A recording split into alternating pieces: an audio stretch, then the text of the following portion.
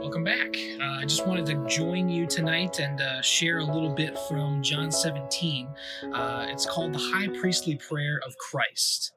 And so basically, he's praying for his disciples. He's praying for the future of what the disciples will do. And the church, of course, comes out of all of that. But Jesus is acting sort of as an intermediary in this point. He's talking on behalf of the believer to God the Father for what's going to happen in the coming time.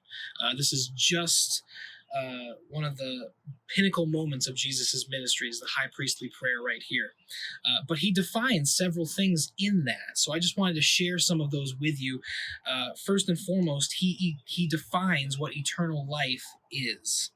If you look with me in verse 3, he says, "This is eternal life, that they may know you, the only true God, and Jesus Christ, whom you have sent."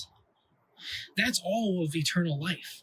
Eternal life begins right now. We can know God now, and we can know him more and more as we study his word and as we fellowship with each other and as we grow closer to him through prayer and petition and devotion. So eternal life begins now, but eternal life is knowing God and who he is. And Jesus wants to make that very clear to his disciples.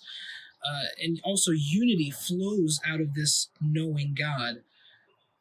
"As I've glorified you on earth and having accomplished the work which you have given me to do, now, Father, glorify me together with yourself, with the glory which I was with you beforehand." And he goes into this monologue of how he's manifested the work of God here on earth. And he prays later in the text for all of us to be unified just as he is unified with the Father. Basically saying eternal life and knowing God, if Jesus is not enough for you, nothing else ever will be. If knowing God more and knowing God better isn't our chief goal, isn't our chief aim in this life, eternity isn't going to be all that exciting to some of us, because that is eternal life. He defines what purpose and glory is. If you'd follow me down to verse 7. "Now they have come to know everything, and you have given everything that you've given them is from me, and the words which you gave me I have given to them, and they've received them and truly understood that I came forth from you, and they believe that you sent me. I ask on their own behalf.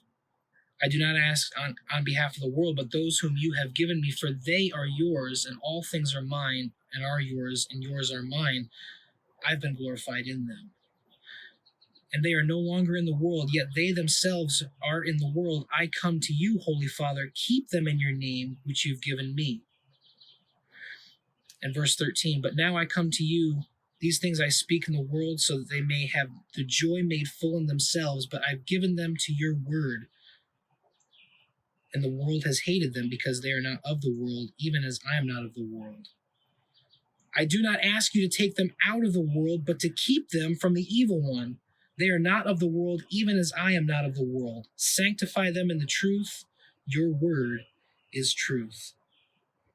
As you have sent me into the world, I have sent them into the world." See, our mission, our purpose is to go out and proclaim the word. Our mission and purpose is to be sanctified or set apart in the word so that we can then go out and share. And I find it very interesting that Jesus doesn't ask the Father to remove evil from us, or to remove us from evil, rather, but to keep the evil one from interfering. He doesn't remove us from the situation or from the trials and the hard times, but he protects us. He sustains us in that. It could be very easy to just want to go away and to not face the trials which increase our faith. But Jesus says that God is enough. God is enough to sustain us through those times so that we can go and share the word. And last of all, verse 20. "I do not ask on behalf of these alone, but for those who would believe in me through their word, that they may all be one, even as you, Father, are in me, and I in you, that they also may be in us, so that the world might believe that you sent me. The fact is this: did Jesus really come? Did Jesus really make a difference? The world is going to see that through our unity, through your unity with each other in your church, through my unity with my body of believers. All of us working together in the church as a whole is going to show the world that Jesus truly works. We unite to show a lost world that Jesus really did come.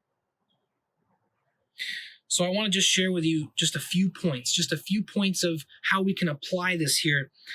Get to know Christ now, because it will set you up for eternity. You can participate in getting to know God in this very moment. Our purpose is not done in this world once we become a believer. We need to keep trusting and keep working out this salvation, keep learning, keep growing, and keep sharing our faith and our hope with others. And last of all, Jesus cares enough for us to pray for protection and unity. So I'm asking you today, as we look forward to this Easter season, this time of celebration of the rising Christ, will you be unified for the purpose of Christ?